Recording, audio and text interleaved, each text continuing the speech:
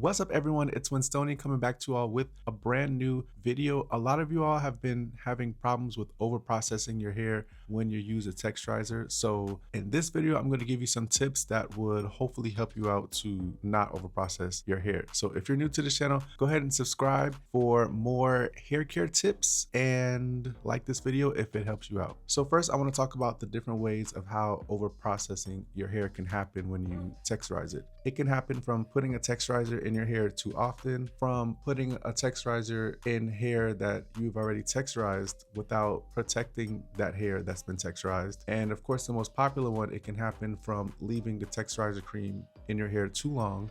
And it could also happen from not using a conditioner after you wash the texturizer out of your hair. And we're going to talk about each of those points. So the first point I want to talk about is reapplying an S-curl too often. Your hair can get damaged if you apply an S-curl too often, obviously. The standard amount of time for applying an S-curl to your hair is about 4 to 6 weeks between applications. That's depending on obviously how fast your hair is growing. You know, if your hair is growing at like a normal speed, 4 to 6 weeks is about the standard time of reapplying a new texturizer to your hair. Because around 4 to 6 weeks, you should see enough new growth in that time to apply the S-curl cream to your hair and have the new growth blend in with your hair that's already texturized. If you put a texturizer in your hair and you wash it out too early, and we'll talk about how long you should keep it in your hair later on, but if you wash it out too early, do not go back in and reapply the texturizer cream to try to make up for the first time you put it in immediately after you wash out the first one. Your hair is in a vulnerable state and it's going to be a high chance that your hair will get a lot more damaged from applying the cream a second time immediately after you wash it out the first time, and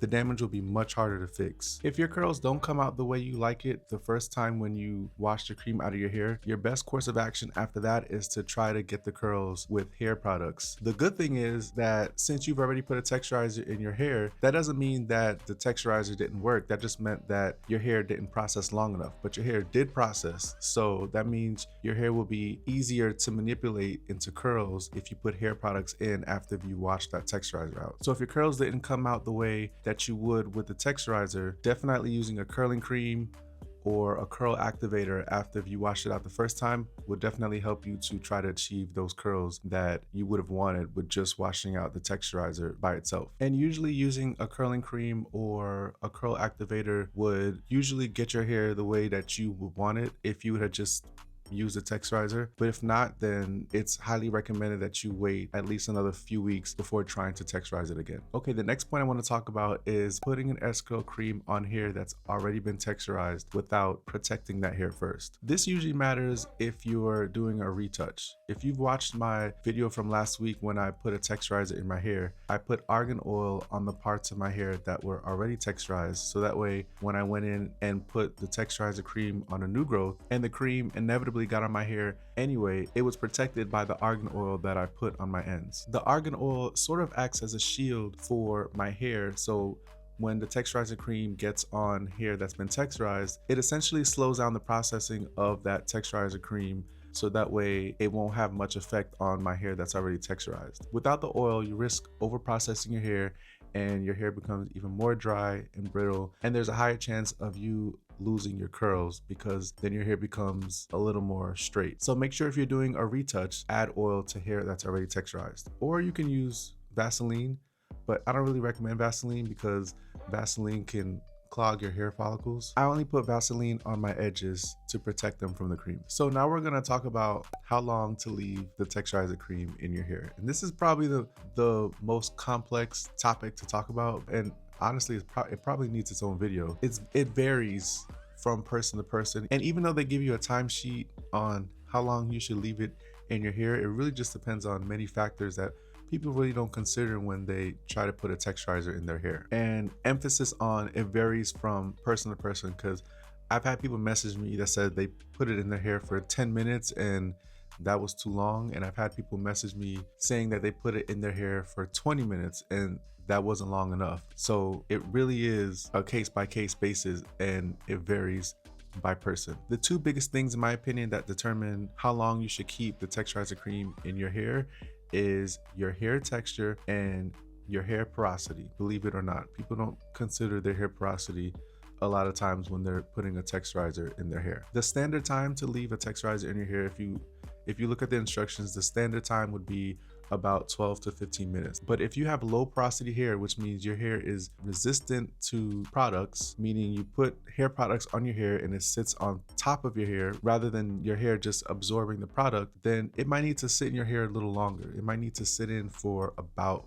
15 to 20 minutes in order for you to see your hair curl. The cream would need a little longer in your hair for it to penetrate and get into your hair strands to actually curl your hair and texturize it. Now, if you have high porosity hair, which means your hair absorbs product quickly, then you probably need to leave it in at a lesser time. So you probably need to leave it in maybe 10 minutes or 12 minutes or even less than that. That means as soon as you put the cream on your hair, it absorbs it right away and it's working right away. So your hair might need less time when applying the texturizer cream to your hair. Now, if you don't know your hair porosity, the fastest way to do that is just to get a glass of water, take one of your hair strands, put it in that water. If your hair strand sinks to the bottom of the glass, that means you have high porosity hair. If your hair strand floats at the top of that water, then you have low porosity hair. Now, if your hair strand floats like in the middle of the glass, that means your hair has a good balance of porosity. So you probably want to stick with the regular 12 to 15 minutes when you're using a texturizer. If it's your first time texturizing your hair and you're really just unsure about how long you should keep it in, the best thing for you to probably do is probably test it out on a small section of your hair. Just put the cream in and leave it in for about, the general 12 minutes and then wash it out. And if you like the results from that little section, then go ahead and do that to the rest of your hair. And if you don't like the results, then from there, determine if you need to leave it in longer or wash it out earlier.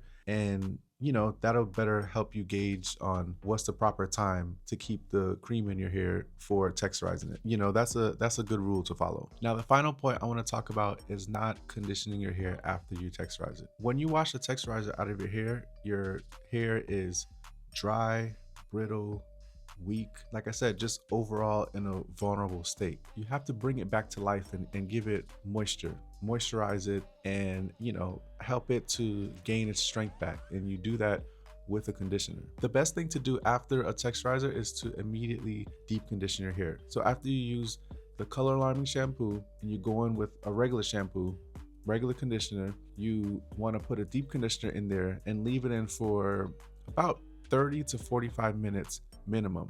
That will definitely help your hair to gain its strength back and to help to prevent your hair from falling out and getting damaged. Even if you've left the cream in your hair too long and you think that your hair came out too straight, you have a much better chance of getting your hair curly if you use a conditioner, and especially a deep conditioner. For me, a conditioner has always been the final piece of the puzzle when it comes to making my hair curly. I mean, the texturizer does a lot of the work, it does a lot of the lifting, but to me, a conditioner, especially a deep conditioner, does the final touches in making it curly and making my curls defined. And then of course, after you wash the deep conditioner out, then you want to follow up with a leave-in conditioner. All of this is just to help minimize the breakage, help minimize the damage to your hair, which will happen, that'll inevitably happen. Damage will always happen to your hair when you use a chemical. The conditioners are just there to minimize the damage and to help you manage the damage when it does happen.